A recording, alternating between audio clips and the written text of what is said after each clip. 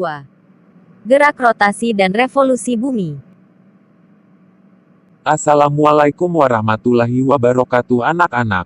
Waalaikumsalam warahmatullahi wabarakatuh, Pak. Nah anak-anak, karena pertemuan sebelumnya kita membahas mengenai rotasi bumi, maka pertemuan kali ini, kita akan membahas akibat dari rotasi bumi. Untuk itu, simak penjelasan Bapak baik-baik. Siap, Pak. Rotasi bumi mengakibatkan terjadinya beberapa peristiwa yang berkaitan dengan kehidupan manusia dan makhluk hidup lainnya. Kurang lebih, ada 5 dampak yang ditimbulkan akibat rotasi bumi. Yang pertama yakni, adanya perbedaan waktu antara tempat-tempat yang berbeda derajat bujurnya.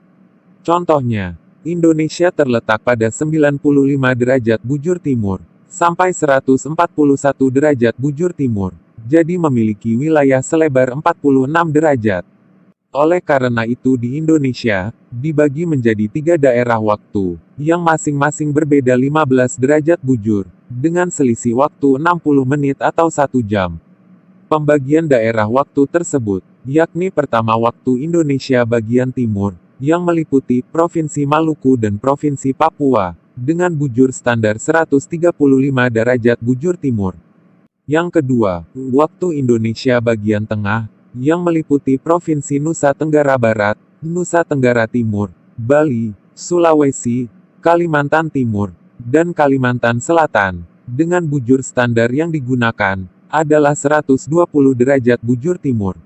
Dan yang ketiga, waktu Indonesia bagian Barat, yang meliputi Provinsi Kalimantan Tengah, Kalimantan Barat, Jawa, dan Sumatera, dengan bujur standar yang digunakan yakni 105 derajat bujur timur.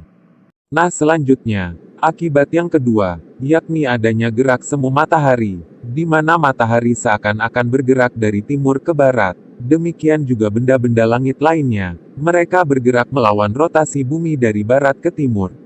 Akibat yang ketiga, yakni terjadinya pergantian siang dan malam.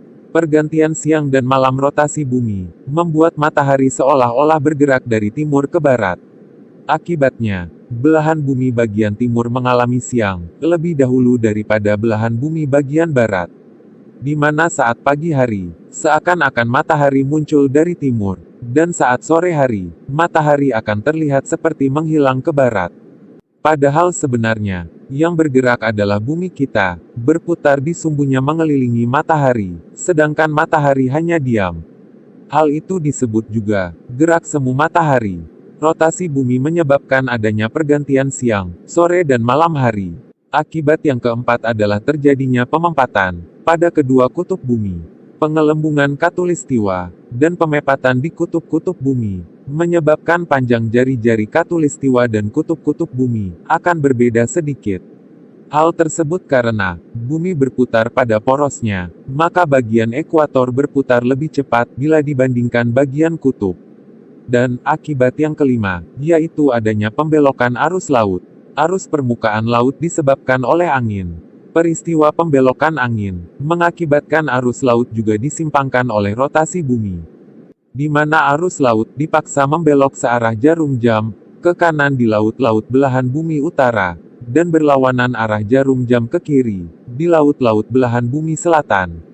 Nah, itulah tadi penjelasan mengenai rotasi bumi. Di part selanjutnya kita akan membahas mengenai revolusi bumi. Maka dari itu, jangan lupa nonton video part 3, mengenai revolusi bumi. Setuju.